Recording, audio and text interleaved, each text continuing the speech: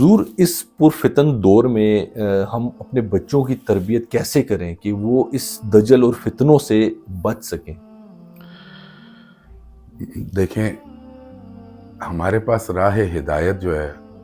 وہ قرآن ہے اور احادیث مبارکہ ہیں۔ اگر ہم آج سے 50-60 سال پیچھے چلے جائیں تو ہم دیکھتے تھے کہ ہر گھر میں جو بزرگ ہوتے تھے ان کے پاس علم کا ایک ذخیرہ موجود ہوتا تھا، جس میں وہ اپنی زندگی کے تجربات کو بھی شامل کر کے تو اپنی اولاد کو بتاتے تھے، دین بھی بتایا جاتا تھا۔ ٹھیک ہے،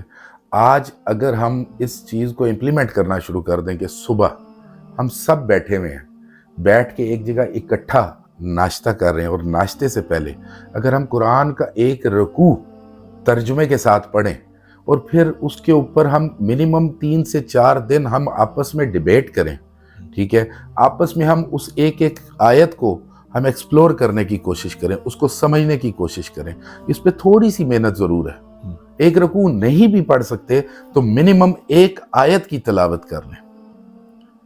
ایک آیت کی تلاوت کر کے اور اس کے اوپر ہم غور و فکر اگر کرنا شروع کر دیں اور اپنی اولاد کو سمجھانا شروع کر دیں تو ہماری زندگی، مجھے یقین ہے کہ ضرور بدلے گی،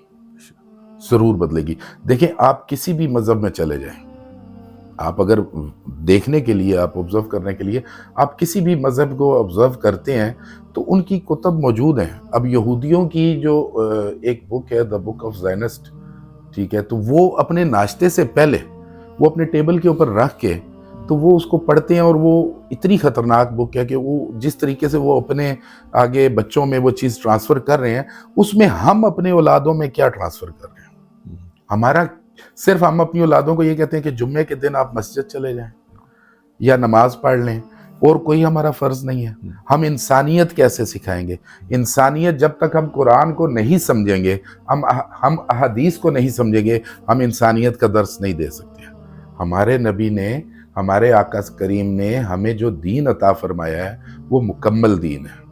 آپ رسول اللہ کی سیرت کو پڑھیں، آپ بچوں کو سیرت پڑھانا شروع کر دیں،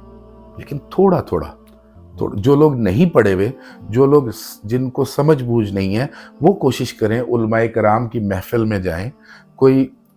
صوفی اگر موجود ہے ان کی محفل میں جائیں، وہاں سے ان کو جو علم عطا ہو رہا ہے وہ اپنے گھروں میں وہ تھوڑا تھوڑا علم تقسیم کریں، اور اس پہ گفتگو۔ آگے جو دور آ رہا ہے، اگر اس دور میں ہم یونٹی نہیں کریں گے، ہم ایکا نہیں کریں گے تو ہم بربادی کی طرف چل پڑیں گے۔ بہت ضروری ہے کہ ہمیں ایکا کرنا ضروری ہے، ہمیں اتفاق پہ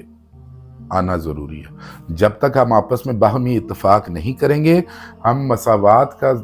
درس نہیں دیں گے، ہم برابری نہیں پیدا کریں گے، ہم آگے زندگی میں بربادی کی طرف چل پڑیں گے۔ تو یہی میسج میرا عوام سے بھی ہے، اور جتنے بھی اسٹوڈنٹس یا جو ینگسٹر سن رہے ہیں ان کو بھی ہے کہ اپنی فیملیز، اپنے ماں باپ کو ٹائم دیں، اور ماں باپ کے لیے ہے کہ اپنی اولادوں کو ٹائم دیں، آپس میں بیٹھیں، اور کھانے کے ٹائم پہ کھانا ہمیشہ کوشش کریں کہ اکٹھے بیٹھ کے کھائیں۔